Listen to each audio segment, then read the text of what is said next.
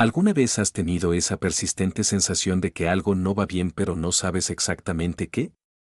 Sí, ese era yo hace unos 6 meses. Al principio, eran pequeñas cosas, nada tan grave como para hacer sonar las alarmas. Una noche, llegué a casa del trabajo y vi que mi viejo reloj de pulsera había desaparecido de la mesita de noche. Pensé que quizá lo había movido y lo había olvidado. Unos días después, era dinero en efectivo. Juro que tenía unos $120 guardados en la cartera para gasolina y comida. De repente, estaba en la gasolinera, rebuscando en una billetera vacía, sintiéndome como un idiota, y entonces llegó la gota gorda. Una mañana, fui a buscar mi viejo portátil, el destartalado que guardaba para cualquier cosa, y simplemente había desaparecido. Sin ninguna nota, sin ninguna explicación, cuando se lo comenté a mi mujer, Mónica, su reacción fue despreocupada, demasiado despreocupada. Probablemente lo hayas perdido, Nate, dijo, haciendo un gesto de desdén con la mano mientras revisaba su teléfono. Últimamente siempre pierdes cosas. Quizás lo dejaste en el trabajo, fruncí el ceño, intentando recordar. Hacía meses que no llevaba el portátil al trabajo, no lo creo. Juraría que estaba en la estantería. Mónica se encogió de hombros sin levantar la vista. Quizás lo moviste mientras limpiabas, o quizás crees haberlo visto ahí y no. Has estado muy liado, cariño, no te estreses, y así, la conversación terminó. Solo que no estaba, no en mi cabeza. Durante la semana siguiente, más cosillas me seguían roncando, un frasco de colonia perdido, una vieja colección de monedas que me regaló mi abuelo, no las encontraba por ningún lado. La actitud de Mónica se volvió más fría, con el teléfono pegado a la mano incluso cuando se suponía que estábamos viendo la tele juntos. No quería ser ese tipo, el marido paranoico, pero las cuentas no cuadraban. Algo andaba mal en mi casa. Simplemente aún no lo sabía, que el verdadero robo no era de mi cartera ni de mi estantería, sino de algo mucho más profundo. Tras otra noche sin dormir, tomé una decisión. No iba a quedarme sentado esperando a que desaparecieran más cosas, o peor aún, a que apareciera un ladrón enmascarado mientras Mónica y yo dormíamos, así que al día siguiente, después del trabajo, pasé por una tienda de electrónica y me gasté una fortuna, instalar unas cámaras de seguridad discretas y activadas por movimiento, de esas tan pequeñas que nunca las verías a menos que supieras exactamente dónde mirar. Me pareció extraño, como si estuviera traicionando a Mónica. Pero claro, ¿acaso algo no nos había traicionado ya? Escondí uno detrás de una pila de libros en la sala, otro lo subí a la cocina, camuflado entre las plantas decorativas que Mónica insistió en comprar, y un tercero justo afuera de la puerta trasera, camuflado contra el revestimiento, nada sofisticado, nada llamativo, solo testigos silenciosos esperando. Sincronicé todo con una cuenta segura en la nube a la que solo yo podía acceder. Paranoia, quizás. Pero a veces la paranoia es solo el instinto de supervivencia que susurra, despierta.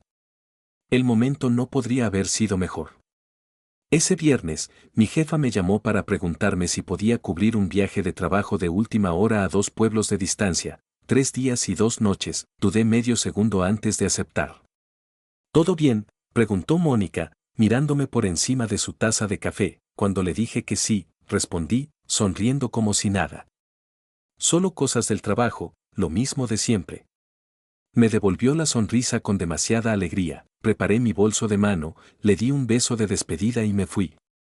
Lo que ella no sabía era que, antes de irme, había activado la grabación continua en todas las cámaras, sin disparos por movimiento ni interrupciones, solo una transmisión en vivo y silenciosa. Si algo o alguien entraba en mi casa mientras yo no estaba, me enteraría.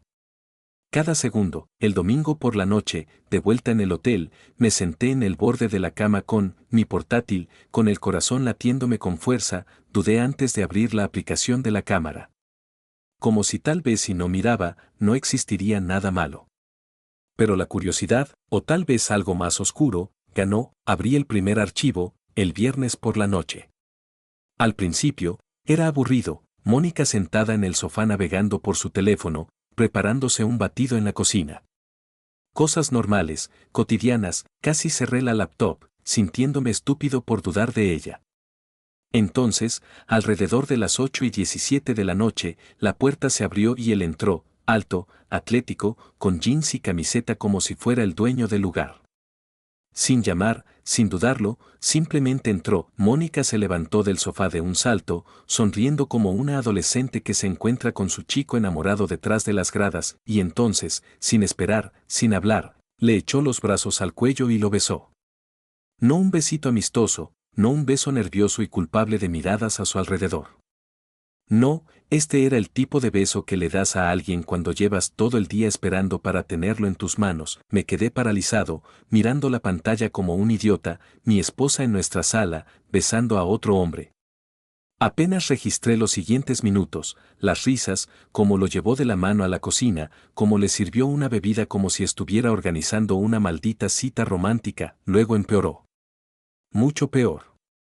Mientras Mónica desaparecía en el dormitorio, probablemente para refrescarse, este imbécil empezó, paseando por la casa como si fuera suya, abrió los cajones de mi escritorio.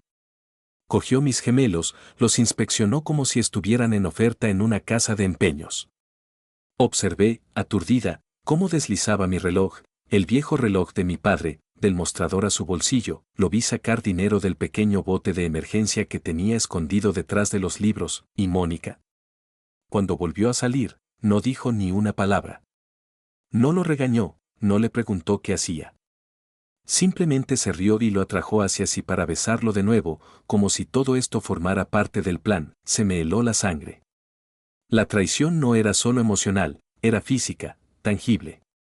Me estaban robando juntos. Repasé la grabación con las manos temblorosas. Sábado, lo mismo, ropa diferente, la misma rutina sórdida. En un momento dado, el tipo incluso se sentó en mi silla, bebiendo mi whisky a sorbos, hojeando mi maldito correo. ¿Y Mónica? Se sentó a horcajadas sobre él en el sofá, riendo como si fuera lo más natural del mundo. Cerré el portátil de golpe, con el pecho agitado.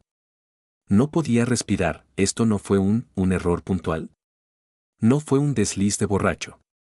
Fue una traición sistemática, planeada, ensayada y llevada a cabo bajo mi techo, en mi casa, en mi maldita vida, y por primera vez en semanas, quizá meses, ya no estaba confundido.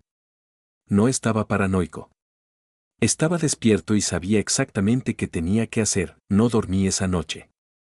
Simplemente me quedé allí tumbado en la oscuridad, mirando el techo del hotel, dejando que la fría furia se transformara en algo más agudo, algo quirúrgico. Sin gritos, sin llantos, sin rogarle a Mónica una explicación, no se lo merecía. Si ella y su ladronzuelo se creían listos, bueno, aún no conocían a esta versión de mí. A la mañana siguiente, me salté el desayuno de cortesía del hotel, tomé un café solo y fui directo a la tienda de electrónica más cercana. Compré 3 memorias USB nuevas, de alta capacidad y cifradas. No iba a arriesgarme con copias de seguridad en la nube ni con borrados accidentales. De vuelta en el hotel, me puse manos a la obra.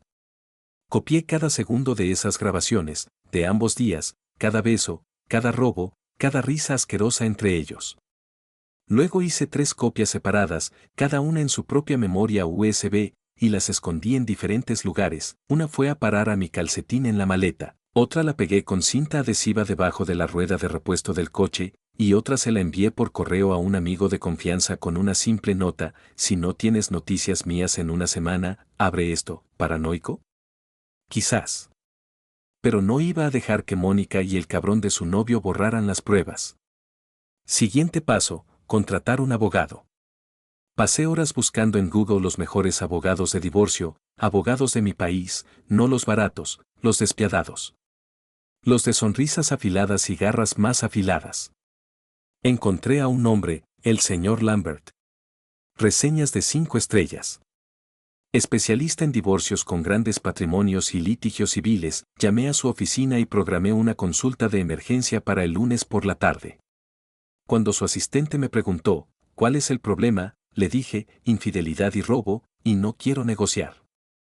Hubo una pausa en la línea, y luego dijo, haremos tiempo. Para cuando salí del hotel el lunes por la mañana, tenía una carpeta llena de documentos, comprobantes de mi propiedad sobre todos los activos importantes, extractos bancarios que mostraban retiros de efectivo extraños vinculados a la tarjeta de Mónica, copias de mensajes de texto que de repente me parecieron mucho más sospechosos. Cuando conduje de vuelta a casa, Sentía una opresión en el pecho, ya no de miedo, sino de una especie de fría emoción, una rabia concentrada. Mónica no tenía ni idea de que su pequeño cuento de hadas estaba a punto de estallar, y yo iba a ser quien encendiera la cerilla. En cuanto entré en la entrada, Mónica salió de casa, saludando y sonriendo como la esposa perfecta en una postal. Hola, cariño, ¿qué tal el viaje? Forcé una sonrisa cansada, agotadora. Me alegra estar en casa, me besó en la mejilla, y tal vez, si no lo hubiera sabido, le habría devuelto el beso. Pero ahora, su tacto se sentía viscoso. Extraño. Estaba pensando, dijo alegremente, quizás podríamos salir a cenar y celebrar un poco. Te he echado de menos. Ay, cariño, pensé. Vas a tener una celebración, sí. Pero no la que esperas, asentí. Claro, dije con voz firme. Celebrémosla. Esa noche, reservé en uno de los restaurantes más bonitos de la ciudad, un lugar que a Mónica le encantaba. Manteles blancos, música suave, vino carísimo. Incluso le dejé elegir el vestido. Eligió un vestido rojo ajustado que sabía que llamaría la atención. Probablemente pensó que era mi torpe forma de disculparme por estar tan distante últimamente. Frente al espejo, me ajusté la corbata, metí una de las memorias USB en un pequeño joyero de terciopelo y la guardé en el bolsillo de la chaqueta. Esta noche iba a ser inolvidable para las dos. El restaurante era todo lo que Mónica adoraba: iluminación cálida, suave música de piano que flotaba en el aire, parejas chocando copas y riendo en voz baja mientras saboreaban sus carísimos filetes. Estaba deslumbrante, eso sí. El pelo perfectamente rizado, ese vestido rojo que se ceñía a cada curva. Si no la conocieras, pensarías que éramos la pareja más feliz del lugar. Sonríe para la cámara, cariño, pensé, con tristeza, esta es tu gran noche. Pedimos vino, charlamos sin importancia, su trabajo, mis planes de viaje para el fin de semana. Incluso se inclinó sobre la mesa una vez, rozando mi mano con sus dedos. Casi me reí. Casi. En cambio, sonreí como una idiota y le dejé creer que todo estaba bien. Cuando llegó el plato principal, la dejé tomar unos bocados, beber más vino. Quería que estuviera cómoda y relajada. Luego me recosté en la silla, metí la mano en el bolsillo de la chaqueta y coloqué una pequeña caja de terciopelo en el centro de la mesa. Los ojos de Mónica se abrieron de par en par, justo la reacción que esperaba. Nate, ¿qué es esto?, preguntó con la voz altísima de la emoción. Miró a su alrededor, como si esperara que los camareros salieran corriendo con bengalas y aplausos. Solo es algo para demostrarte lo mucho que significas para mí, dije con la voz suave como el hielo. Soltó una risita de verdad, y abrió la caja con dedos temblorosos. En lugar de un anillo o un collar, encontró una simple memoria USB negra, perfectamente encajada dentro. Su sonrisa se congeló. La confusión brilló en sus ojos.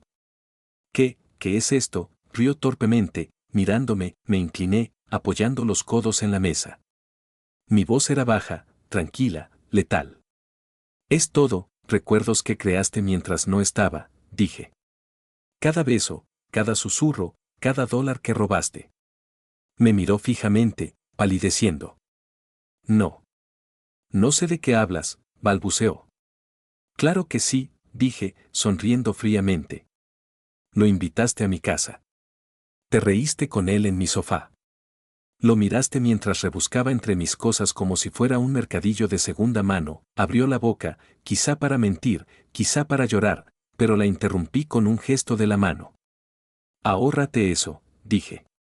No estoy aquí para dar explicaciones. Retrocedí la silla y me puse de pie. Sentí que la habitación se había quedado en silencio, o quizá era solo la sangre rugiendo en mis oídos. Me incliné, lo suficientemente cerca como para que solo ella pudiera oírme, y susurré: ¿este regalito?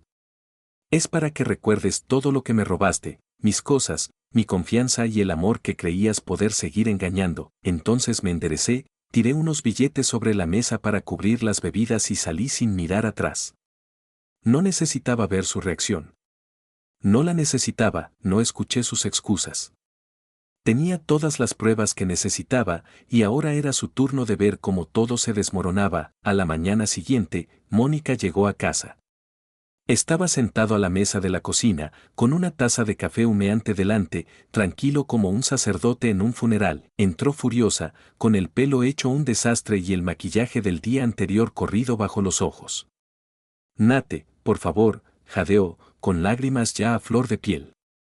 Tienes que dejar que me explique, la miré, completamente inexpresiva. ¿Explicar qué? Dije con frialdad.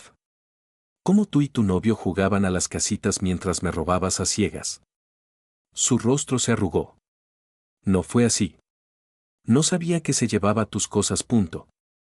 Guárdatelo. La interrumpí bruscamente. Lo tengo todo grabado en video. Cada beso, cada robo, cada vez que lo ayudaste, se quedó paralizada, y fue entonces cuando deslicé el sobre por la mesa. Te estoy notificando, dije, lo miró como si fuera a morderla. ¿Qué es esto? Libertad, dije, para mí, en 48 horas, Mónica recibió la notificación formal por un notificador mientras sollozaba en el porche. Su acceso a nuestras cuentas conjuntas quedó congelado, mi abogado presentó mociones para embargar la casa y todos los objetos de valor hasta que se decidiera la propiedad, cambié todas las cerraduras, instalé un nuevo sistema de seguridad y le dejé muy claro que no sería bienvenida de vuelta sin escolta policial. En cuanto a ella, un pequeño cómplice, resulta que robó propiedad privada mientras entraba sin permiso, sí, tenía pruebas de que nunca fue un invitado autorizado. Eso fue un pase rápido a cargos criminales. Entregué las grabaciones a la policía. En una semana, lo detuvieron. Al parecer, también tenía un buen historial de robo. El karma se sirvió frío, Mónica intentó hacerse la víctima, publicó estados crípticos en Facebook sobre traición y desamor, intentó convencer a amigos en común, pero cuando se supo la verdad, cuando la gente vio las grabaciones, sí, algunos amigos de confianza las vieron, y los chismes corren más rápido que la pólvora, se encontró muy sola. Sin compasión. Sin apoyo. Solo silencio y vergüenza. Y yo, firmé los papeles finales del divorcio 3 meses después con una sonrisa, perdí algunas cosas por el camino, sí. Algunos recuerdos, algunas ilusiones. Pero gané algo mejor, libertad, claridad, paz. Y mientras empacaba la última caja de la casa que antes parecía una prisión, recordé el principio, había instalado esas cámaras porque pensé que estaba perdiendo algunas cosas insignificantes.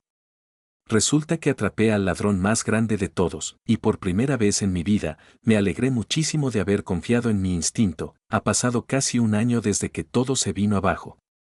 A veces me preguntan si la extraño, si hay días en los que me pregunto qué podría haber sido diferente si me hubiera esforzado más en el matrimonio.